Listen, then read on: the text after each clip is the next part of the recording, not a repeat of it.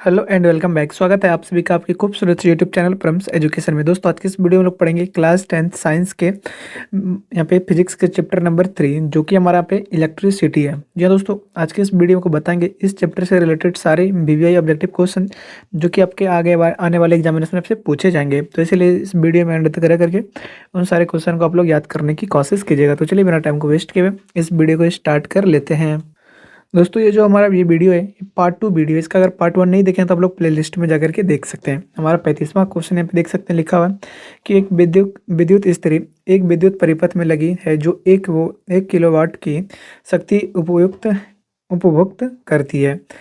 जब इससे 220 वाट पर प्रचलित करते हैं तो परिपथ में कितनी अनुतांक का फ्यूज उपयोग किया जाएगा। तो इसके ऑप्शन है 2 एम्पियर, 3 एम्पियर, 4 एम्पियर या 5 एम्पियर। तो 35 का हमारा सही आंसर यहाँ पे क्या हो जाएगा, 5 एम्पियर। ठीक है, हमारा अगला क्वेश्चन है कि V/I ओम के नियम में बदलता है। तो इसके ऑप्शन है प्रतिरोधकता, प्रतिरोध, विद्युत शक्ति या इनमें से कोई नहीं। 36 का हमारा सही आंसर यहाँ पे हो जाएगा प्रतिरोध।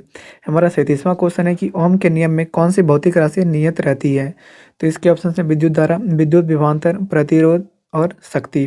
तो यहाँ पे 37 का हमारा सही आंसर हो जाएगा। 37 का यहाँ पे प्रतिरोध जो होता है वो यहाँ वो नियत रहता है। हमारा 38वां प्रश्न है कि प्रतिरोध का ऐसा मात्रक क्या होता है। तो इसके ऑप्शन है वोल्ट, एम्पियर, ओम या कूलाम। तो प्रतिरोध का जो ऐसा मात्रक होता है इसका हमारा सही आंसर यहाँ पे हो जाएगा, यहाँ पे ओम होता है। हमारा 29वां प्रश्न है कि निम्नलिखित में से किसका समतुल्य है।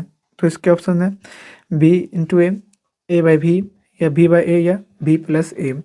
तो 39 का सही आंसर होगा यहाँ पे V/A। हमारा 40वां प्रश्न है कि विद्युत धारा निर्भर नहीं करती है। तो इसके ऑप्शन है तार के अनुप्रस्थ काट क्षेत्रफल पर, विद्युत विभवांतर पर, ए बी दोनों या इनमें से कोई नहीं। तो 40 का हमारा सही आंसर है यहाँ पे तार के अनुप्रस्थ काट क्षेत्रफल पर। हमारा 41वां प्रश्न है किसी चालक तार का प्रतिरोध निर्भर करता है। तो इसके ऑप्शन है चालक तार की लंबाई पर, विभवांतर पर, चालक तार में प्रवाहित धारा पर या इनमें से सभी पर। तो 41 का हमारा सही आंसर हो जाएगा यहाँ पे चालक तार की लंबाई पर। ठीक है, हमारा 42वां प्रश्न है किसी चालक तार का प्रतिरोध व्युत्क्रमानुपाती होता है। तो इसके ऑप्शन है विद्युत धारा के, विभवांतर के, चालक तार के अनुप्रस्थ काट के क्षेत्रफल पर या इनमें से सभी। तो 42 का हमारा यहाँ पे सही आंसर हो जाएगा चालक तार के अनुप्रस्थ काट के क्षेत्रफल पर।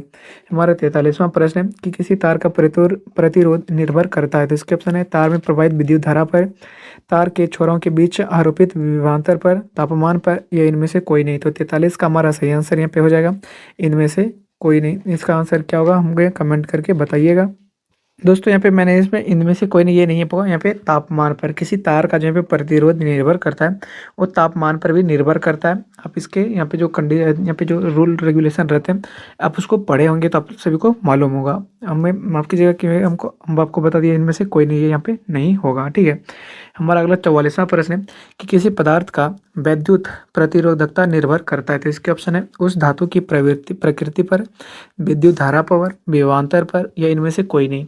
तो 44 का हमारा जो सही आंसर रहेगा उस पदार्थ की प्रकृति पर। हमारा 45वां प्रश्न है कि किसी चालक तार की वैद्युत प्रतिरोधकता निर्भर नहीं करती है। तो इसके ऑप्शन है चालक तार की प्रकृति पर, तापमान पर, चालक तार की लंबाई पर या इनमें से कोई नहीं। तो 45 का जो हमारा सही आंसर रहेगा यहाँ पे चालक तार की लंबाई पर जो है विद्युत प्रतिरोधकता निर्भर नहीं करती है। हमारा 46वां प्रश्न है कि विद्युत प्रतिरोधकता ऐसा ही मात्रक होता है। तो इसके ऑप्शन है ओम पर मीटर, मीटर पर ओम, ओम मीटर और यहाँ पे मीटर प्लस ओम। तो 46 का हमारा सही आंसर क्या हो जाएगा यहाँ पे ओम मीटर।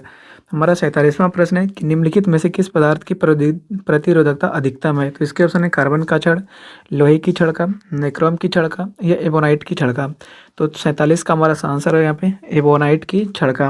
हमारा 48वां प्रश्न है कि विद्युत इस्त्री, विद्युत टोस्टर और विद्युत हीटर में विद्युत तापमान के लिए किस मिश्र धातु का उपयोग किया जाता है। तो इसके ऑप्शन है तांबा, सिल्वर, एल्युमिनियम या निक्रोम। तो हमारा 48 का सही आंसर है यहाँ पे निक्रोम।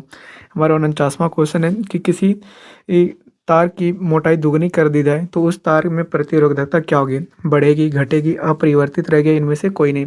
तो 49 का हमारा सही आंसर रहेगा यहाँ पे अपरिवर्तित रहेगी। हमारा 50वां प्रश्न है कि श्रेणी क्रम में जुड़े दो प्रतिरोधक R1 प्लस R1 और R2 का समतुल्य प्रतिरोध क्या होगा। यहाँ पे वन बराबर 1/R बराबर 1 + R/1, 1/R + 2, आर बराबर R1 प्लस R2 या आर बराबर R1 प्लस 1/R2 या आर बराबर 1/R प्लस R2। तो इसका हमारा सही आंसर यहाँ पे हो जाएगा, यहाँ पे आर बराबर R1 प्लस R2, ये हमारा समतुल्य प्रतिरोध होगा।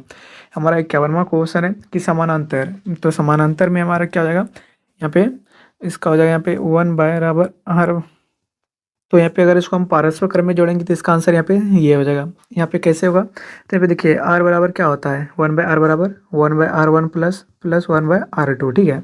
हम इसका यहाँ पे एलसीएम लेंगे तो हमारा क्या हो जाएगा, R1 इंटू R2, यहाँ पे R2 पर R1। हम सिर्फ R को ऊपर करेंगे तो ये हमारा नीचे आ जाएगा, ये ऊपर चला जाएगा, तो इसीलिए हमारे यहाँ पे डी सही आंसर हो जाएगा। हमारा 52वां प्रश्न है कि समानांतर क्रम संयोजन में जुड़े प्रतिरोध में से प्रत्येक प्रतिरोध पर विभवांतर होता है, तो इसके अपने समान, भिन्न, शून्य या इनमें से कोई नहीं। तो 52 का हमारा सही आंसर यहाँ पे क्या हो जाएगा, समान। हमारा 53वां क्वेश्चन है कि श्रेणी क्रम संयोजन में जुड़े प्रतिरोध में प्रत्येक भी प्रतिरोध से होकर प्रवाहित होने वाली विद्युत धारा होती है, तो इसके ऑप्शन है समान, भिन्न, शून्य या इनमें से कोई नहीं। तो 53 का हमारा सही आंसर हो जाएगा समान। हमारा 54वां प्रश्न है कि किसी क्रम संयोजन में प्रतिरोध का समतुल्य प्रतिरोध का मान न्यूनतम होगा, तो इसके ऑप्शन है श्रेणी क्रम संयोजन, समानांतर क्रम संयोजन, मिश्रित क्रम संयोजन या इनमें से कोई नहीं। तो 54 का हमारा इसमें जो सही आंसर हो जाएगा, 54 का सही आंसर हो जाएगा यहाँ पे समानांतर क्रम संयोजन। हमारा 55वां प्रश्न है कि दो बिंदुओं के बीच एकाक धन आवेश को स्थानांतरित करने में, तो इसके ऑप्शन है करने में किए गए कार्य किसका मात्रक है, तो इसके ऑप्शन है विद्युत शक्ति का, विद्युत धारा का, प्रतिरोध का या विभवांतर का। तो हमारा 55वां का सही आंसर रहेगा विभवांतर का। हमारा 56वां क्वेश्चन है कि विद्युत बल्ब का तंतु किस धातु का बना होता है, तो इसके ऑप्शन है तांबा, नाइक्रोम, टंगस्टन या सोना। तो 56 का हमारा सही आंसर यहाँ पे क्या हो जाएगा, 56 का सही आंसर होगा यहाँ पे टंगस्टन का। हमारा 47वां क्वेश्चन है कि ओम का नियम है, तो इसके बराबर आई बराबर भी इंटू आर, भी बराबर आई आर, आर बराबर भी इंटू आई या भी बराबर I/R। तो 57 का हमारा सही आंसर है यहाँ पे भी बराबर IR। हमारा 58वां क्वेश्चन है कि डायनेमो में किस प्रकार किस प्रकार की धारा प्राप्त होती है, तो इसका ऑप्शन है दिष्ट धारा, प्रत्यावर्ती धारा, ये भी दोनों या इनमें से कोई नहीं। तो 58 का हमारा सही आंसर होगा यहाँ पे प्रत्यावर्ती धारा। हमारा 59वां क्वेश्चन है कि ये फोटो वोल्टेइक सील किस प्रकार की धारा उत्पन्न करती है, तो इसके ऑप्शन है दिष्ट धारा, प्रत्यावर्ती धारा या ए बी दोनों या इनमें से कोई नहीं। तो 59 का जो हमारा सही आंसर हो जाएगा, 59 का सही आंसर होगा यहाँ पे दिष्ट धारा। हमारा 61वां क्वेश्चन है कि 1 वोल्ट होता है, तो इसके ऑप्शन है joule by ampere, joule per coulomb, joule per second या जूल J/D। तो हमारा इसमें 60 का सही आंसर होगा यहाँ पे जूल पर कूलम, 1 वोल्ट होता है जूल पर कूलम के बराबर। हमारा 61वां क्वेश्चन है और लास्ट क्वेश्चन है कि यदि पारस्व क्रम में जुड़े दो प्रतिरोध के प्रतिरोध R1 और R2 है, तो उनका समतुल्य प्रतिरोध होगा R1 से बड़ा होगा, R2 से बड़ा होगा, दोनों से छोटा होगा या इनमें से कोई नहीं। तो 61 का हमारा सही आंसर रहेगा दोनों से छोटा होगा, ठीक है। तो दोस्तों आज के इस वीडियो में यहाँ पे जो हमारा विद्युत का चैप्टर है, यहाँ पे जो इसकी चैप्टर के हम भाग 2 को आपको बताएं, ये जो हमारा फिजिक्स का तीसरा चैप्टर है। अगर आप इसको भाग 1 को नहीं देखें तो प्लेलिस्ट में जाकर के देख सकते हैं। मिलेंगे इसके अगले चैप्टर विद्युत धारा के चुंबकीय प्रभाव के ऑब्जेक्टिव क्वेश्चंस के साथ। तब तक के लिए आप लोगों से विदा लेते हैं। जय हिंद।